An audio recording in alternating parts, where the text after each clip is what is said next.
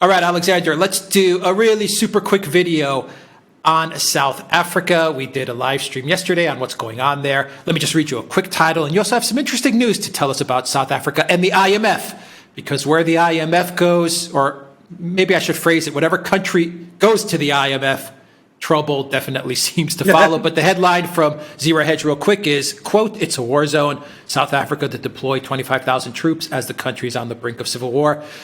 Yes, they're deploying troops. Things are spiraling out of control. We've got what is essentially, in my opinion, a civil war inside the ANC. Different tribes are fighting. Different oligarchs are fighting.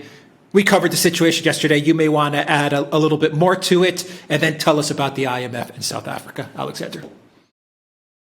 Yeah, well, first of all, can I make a correction to something that I said? We did a live stream yesterday about the situation in South Africa, and I was talking about the disaster for South Africa if it ever got involved with the IMF going to South Africa, and I spoke of the horrifying idea of Christine Lagarde turning up in Cape Town. Well, it turns out that Christine Lagarde, believe it or not, has been to Cape Town. So Lady Death already went there. She already apparently negotiated a loan. It was for $3 billion. So we've already got that happening. It's already started, and apparently there's also already talk within the government of yet another loan. So it's something that I was predicting as something that might happen, but it has already happened. Now that is astonishing to me, given what a rich, resource-rich country South Africa is. It's still got relatively low debt levels. So why they should need a loan from the IMF is astonishing. And it shows the kind of decisions the government there is taking. But can I also say, it's clear that the situation, the law and order situation, I use that word loosely, is now spiraling completely out of control.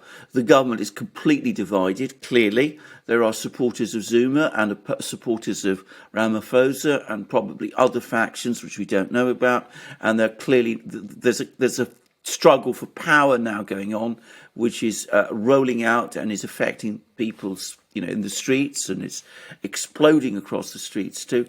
But it's also important to say that these protests are now developing a kind of life of their own. It seems that lots and lots of people are being drawn into these protests because of the disastrous economic situation.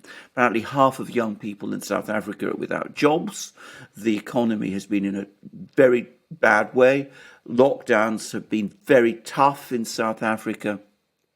So all of this is working together. All of these factors are working together, and the security situation is now out of control. And as you said, the army has had to be called out, but one wonders how united the army is, because one of the features of these sorts of problems is that where the government itself, or the regime, if you like, let's call it the regime, the government, the regime is divided into factions. Sometimes those factions can find reflections in the military itself. So, one wonders how united the army is. I ought to say that when a government has to call out the army to sustain order in the country, that is a catastrophic situation. That's something that is extremely bad. I mean, that's something that the police and internal security forces do. Bringing out the army is not something you ever want to see happen. You remember when it was talked about in the United States last year, there was a lot of resistance, but now it's happening in South Africa and on a huge scale. And that shows how bad the situation there is. So, a witch's brew of problems, and the Lady Death, as I said, Christine Lagarde, has already been there and done her worst, and it looks like this is another country which is going to be a victim of her medicine, if you like, and where the situation is going from bad to worse. Yeah, what a cocktail of disaster. One of our users during our live stream, one of our viewers, noted that George Soros has had his hands in South Africa. Now you mentioned Lagarde. Well, what a disaster when you have those two people, fiddling around and messing around in your country. Bad things are going to happen. Very quickly, Alexander, before we wrap up this short video update, what happens afterwards? Say the government does manage to get through this and things calm down for a time period. It doesn't solve the underlying economic and social problems. You're still going to have the possible restrictions looming, possible economic troubles looming, inflation, shortages, all kinds of things. So at the end of the day, there is that risk that even though you get through this short-term ordeal, the risks are still there for things to spiral way out of control. And you also don't really solve the infighting within the party and the oligarchs and the different tribes either. Nothing really is going to get fixed. And that's what worries me the most, is not this week or next week, though this worries me a lot because people are suffering, but I worry 3 months, 6 months down the line, a year down the line. Well, I agree. I mean, this is just a particular event. It could spiral out of control. It could be brought under control, but the underlying problems will remain. They're increasingly looking like they're insoluble, at least insoluble, by this particular political structure that exists in South Africa now. There is no mechanism that I can see for replacing it. There's no alternative. There's no viable alternative on offer. So the very, very great concern must be that the situation will spiral downwards and continue to do so.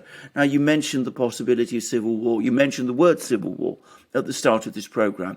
I hope we don't get there, but, I mean, this is, if you like, the kind of situation that in other countries has led to civil war, or at least systems collapse, hyperinflation, the breakdown of the economy, capital flight, population flight, all of those things. I hope we don't get there, but that's, it seems to me, where we're starting to move. And the economic and structural problems don't look like they're going to get better. It looks, on the contrary, as if they're going to get much worse. Yeah, capital flight, bank runs, and then when you have the bank runs, well, bank collapses start to take place, and then real disasters happen. ATMs begin to close down, and that's it. People just can't get stuff. Absolutely. Okay, anything else you want to add? We close out this update? No. I mean, just to say how tragically sad this all is, and that secondly, that we'll be following this story closely, and we're becoming very educated in it, so we're going to become ever more informed in our discussion. All right. Take care, guys.